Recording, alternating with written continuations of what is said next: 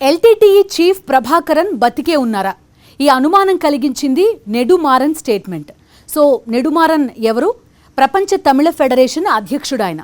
So ఆయన తంజావూరులో ఒక press note release చేశారు. ఆ ప్రెస్ నోట్లో ఏముందంటే ఎల్టీటీఈ చీఫ్ ప్రభాకరన్ బతికే ఉన్నారు. ఇప్పుడు శ్రీలంకలో ఉన్న పరిస్థితుల నేపథ్యంలో ఆయన త్వరలోనే తన కార్యాచరణ ప్రకటిస్తారు అని ప్రెస్ నోట్లో ఉంది. దాంతో పాటుగా ఆయన కొంత కాంటెక్స్ని కూడా చెప్పారు. ఆయన ఏమంటున్నారంటే ఎల్టీటీఈ ఉన్నంతకాలం శ్రీలంకలోకి భారత వ్యతిరేక దేశం ఏ దేశాన్ని కూడా అడుగు పెట్టనివ్వలేదు, వారి నుంచి ఎటువంటి సహాయ సహకారాలు కూడా తీసుకోలేదు అని ఆ స్టేట్మెంట్లో పేర్కొన్నారు. దాంతో పాటుగా సో ఇప్పుడు ప్రభాకరన్ వస్తారు కాబట్టి ఆయనకి తమిళ ప్రజలు, తమిళ రాజకీయ పార్టీలు సపోర్ట్ చేయాలి. అదేవిధంగా భారత ప్రభుత్వం చైనాని శ్రీలంకలో అడుగు పెట్టనివ్వకుండా, అదేవిధంగా చైనా శ్రీలంక బంధం బలోపేతం కాకుండా చర్యలు తీసుకోవాలి అన్నది ఆ స్టేట్మెంట్ సారాంశం. సో ఇక్కడ రెండు, ఒకటి శ్రీలంకలో జరుగుతున్న పరిణామాలు, అక్కడున్న ఆర్థిక సంక్షోభం భారత్ పైన ఎటువంటి ప్రభావం చూపిస్తాయి, భారత్కి శ్రీలంక ఎందుకంత కీలకం, ఇదొక అంశం. దీంతో పాటుగా ఎల్టీటీఈ చీఫ్ ప్రభాకరన్ నిజంగానే బతికే ఉన్నారా అనేది ఒక ప్రశ్న. సో నిజంగా ఎల్టీటీఈ చీఫ్ ప్రభాకరన్ బతికున్నారా లేదా, ఆయన నిజంగా మళ్ళీ వస్తారా, మళ్ళీ ఆయన కార్యాచరణ ప్రకటిస్తారా, ఇవన్నీ కాలం డెఫినెట్గా డిసైడ్ చేస్తుంది. సో ఇక్కడ కీలకమైన అంశాలు ఏంటంటే ఇప్పుడు శ్రీలంకలో ఉన్న పరిస్థితులు, నిజంగా ఆయన చెప్తున్నట్టుగా, నెడుమారన్ చెప్తున్నట్టుగా ఎల్టీటీఈ చీఫ్ ప్రభాకరన్ బతికున్నారా అనేది కూడా ఒక ప్రశ్నే. మీకు గుర్తుండే ఉంటుంది, మైత్రిపాల సిరిసేన ఇటీవలి కాలంలో మళ్ళీ వచ్చి గతంలో ప్రెసిడెంట్గా పనిచేశారు శ్రీలంకకి. ఆయన వచ్చి నేను మళ్ళీ ఈ ప్రెసిడెన్షియల్ క్యాండిడేట్గా నిలబడబోతున్నాను శ్రీలంకలో అనేది ఆయన స్టేట్మెంట్. సో శ్రీలంక తీవ్రమైన ఆర్థిక సంక్షోభంలో ఉంది. రాజపక్స బ్రదర్స్ లిటరల్గా ఒక ప్రైవేట్ జెట్లో దేశం నుంచి పారిపోయారు. వేరే ఎవ్వరూ కూడా ప్రస్తుతం శ్రీలంకని ఆదుకునే పరిస్థితి, లేకపోతే ఇప్పుడున్న పరిణామాల్ని తట్టుకుని నిలబడగలిగే పరిస్థితి శ్రీలంకలో లేదు. సో ఒక పొలిటికల్ వ్యాక్యూమ్ ఉంది. దానికి తోడు బోల్డ్ అన్ని ఛాలెంజెస్ ప్రస్తుతం శ్రీలంకలో ఉన్నాయి. ఏంటి? ఆర్థిక సంక్షోభం, అదేవిధంగా విపరీతమైన అప్పులతో వచ్చిన ఆర్థిక సంక్షోభం ఇది. సో పొలిటికల్ అలయన్స్ ఒకటి శ్రీలంకకి ఇప్పుడు ప్రధానంగా కావాలి. సో ఆ పొలిటికల్ అలయన్స్ ఎవరు? శ్రీలంక చాలా కాలం భారత్కి మిత్రదేశంగా ఉంది. శ్రీలంక ఎప్పుడు ఆపదల్లో ఉన్నప్పటికీ కూడా భారత్ ఆదుకుంది. ఆ తర్వాత మెల్లగా శ్రీలంక చైనా వైపు డైవర్ట్ కావడం మొదలుపెట్టింది. హంబన్టోట పోర్టుతో పాటు శ్రీలంకలో ఇన్ఫ్రాస్ట్రక్చర్ డెవలప్మెంట్ కోసం పెద్ద ఎత్తున చైనా ఆర్థికంగా సహాయం చేసింది. ఇప్పుడు ఏదైతే చైనా సహాయం చేసిందో ఆ అప్పులే తడిసి మోపుడైపోయిన పరిస్థితి. సో తిరిగి చైనాకు అప్పు తీర్చలేని పరిస్థితిలో ఉంది. మనకు తెలిసింది, చైనా ఏదైనా ఆర్థిక సంక్షోభంలో ఉన్న దేశాన్ని ఆదుకుంటుంది, మెల్లమెల్లగా వాళ్ళపైన డిపెండ్ అయ్యేలాగా చేసుకుంటుంది. సో శ్రీలంక ఒక స్ట్రాటజిక్ దేశం మనకి, చైనాకి కూడా. సో హిందూ మహాసముద్రం ఒక స్ట్రాటజిక్ పాయింట్. చైనా ఏముంటుంది, హిందూ మహాసముద్రం మా బ్యాక్ వాటర్స్, అసలు వేరే ఏ దేశానికి అక్కడ హక్కు లేదు అంటుంది. సో అంతర్జాతీయ జల ఒప్పందం కానీ ఇవేవి నాకు సంబంధం లేదంటుంది. హిందూ మహాసముద్రం మాదే, మా బ్యాక్ వాటర్ అది అన్నట్టుగా చైనా ధోరణి ఉంటుంది. సో అటువంటి కాంటెక్స్ట్లో ఈ శ్రీలంక అనేది చాలా కీలకమైన పాయింట్ చైనాకి, మనకి ఎట్ ద సేమ్ టైం.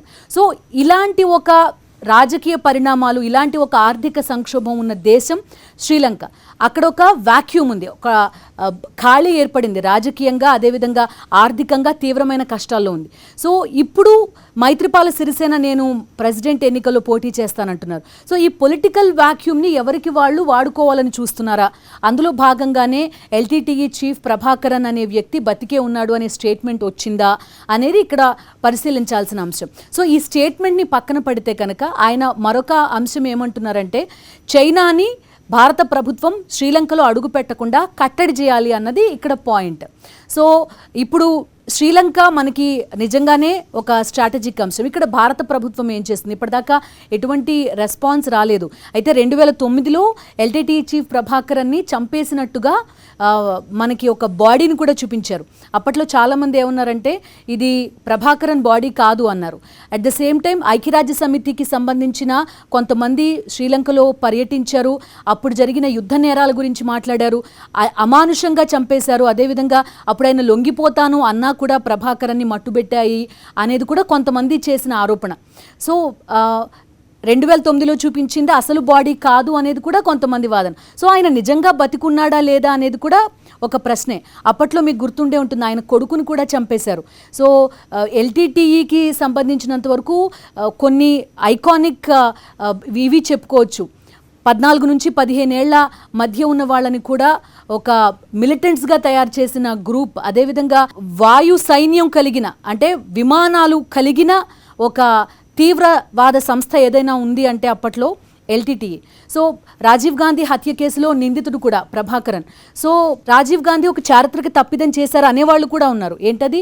తమిళులు మన ప్రజలు, అటువంటి వాళ్ళు ఒక ప్రత్యేక దేశం కోసం పోరాడుతూ ఉంటే అలాంటి ప్రభుత్వానికి, శ్రీలంక ప్రభుత్వానికి సైనిక సహాయం చేసింది. అంటే మన ప్రజలపైన, మన వారిపైనే పోరాటం చేసింది. ఆ రకంగా రాజీవ్ గాంధీ ఒక చారిత్రక తప్పిదం చేశారు అనే ఒక థియరీ కూడా ఉంది. సో ఇటువంటి రకరకాల కాంట్రవర్సీలు, అసలు ఆయన చనిపోలేదు అని ఇప్పుడు నెడుమారని చెప్తున్నారు.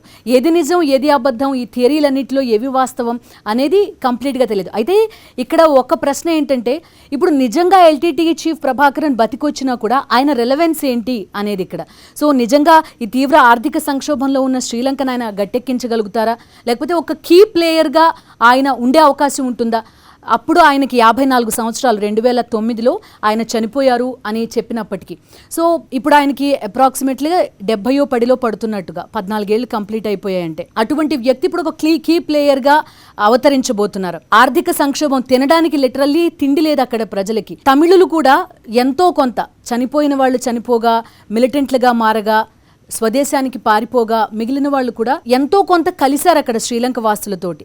ఇప్పటికీ ఈ ప్రత్యేక ఈలం అనే కోరిక అక్కడున్న తమిళుల్లో ఉందా అనేది కూడా ఒక ప్రశ్న. సో ఈయన బతికి వచ్చినా కూడా ఏ విధంగా వాళ్ళకి కంట్రిబ్యూట్ చేయగలరు, తమిళుల ఆకాంక్షల్ని ఆయన నిలబెడతారు అని నెడుమారని చెప్తున్నారు. సో ఆయన రెలవెన్స్ ఏంటి అనేది ఒక ప్రశ్న. వయసు మేబీ ఛాలెంజ్ కాకపోవచ్చు. 68 ఏళ్ల వయసు రాజకీయాల్లో, లేకపోతే ఇటువంటి కాంటెక్స్లో యంగ్ ఏజ్గా కూడా చెప్పుకునే పరిస్థితుల్లో మనం ఉన్నాం, లైఫ్ స్పాన్ పెరిగిన నేపథ్యంలో. సో ఆయన రిలవెన్స్ ఇప్పుడు ఏ విధంగా ఉంటుంది, ఆయన యాక్షన్ ప్లాన్ ఏంటి, సో నిజంగా ఆయన బతికి వస్తే కనుక. సో ఇవన్నీ ఛాలెంజెస్. సో ఒక కొత్త టాపిక్కి నెడుమారన్ తెర తీశారు. ఒకటేంటంటే ఆయన వస్తే ఏం చేస్తారు, దీంతో పాటుగా శ్రీలంకలో ఉన్న ఆర్థిక సంక్షోభం నిజంగా భారత్ స్టెప్ చేయాల్సిన అవసరం ఉందా, చైనాని అరికట్టాల్సిన అవసరం ఉందని అందరూ ఒప్పుకుంటారు ఆ స్ట్రాటజిక్ పాయింట్ దృష్ట్యా. సో ఏం చేయాలి, భారత ప్రభుత్వం నిజంగా అటువైపు ఆలోచించాలా, ఇవన్నీ ప్రశ్నలే. సో నేను ఇక్కడ ఇది చెప్తున్నది ఏదో అభూత కల్పన, లేకపోతే నిజంగా ఆయన బతికొస్తాడు అని కాదు. సో ఓవరాల్గా 360 డిగ్రీస్లో ఇది ఓవరాల్ పిక్చర్. సో మీ అభిప్రాయాలు ఏంటి దీనిపైన? ఒకటి, ఎల్టీటీఈ చీఫ్ ప్రభాకరన్ బతికున్నాడా? 2, భారత ప్రభుత్వం ఇప్పుడున్న పరిస్థితుల్లో చైనాని శ్రీలంక రాకుండా అడ్డుకోవాలా? 3, నిజంగా ఎల్టీటీఈ చీఫ్ ప్రభాకరన్ కనుక బతికుంటే ఆయన రెలవెన్స్ శ్రీలంక రాజకీయాల్లో, శ్రీలంక ఆర్థిక సంక్షోభాన్ని అరికట్టడానికి ఆయన పాత్ర ఉంటుందా? ఇవి నేను మీ ముందు ఉంచబోతున్న ప్రశ్నలు. సో మీ అభిప్రాయం ఏంటి? కామెంట్ చేసే ప్రయత్నం చేయండి.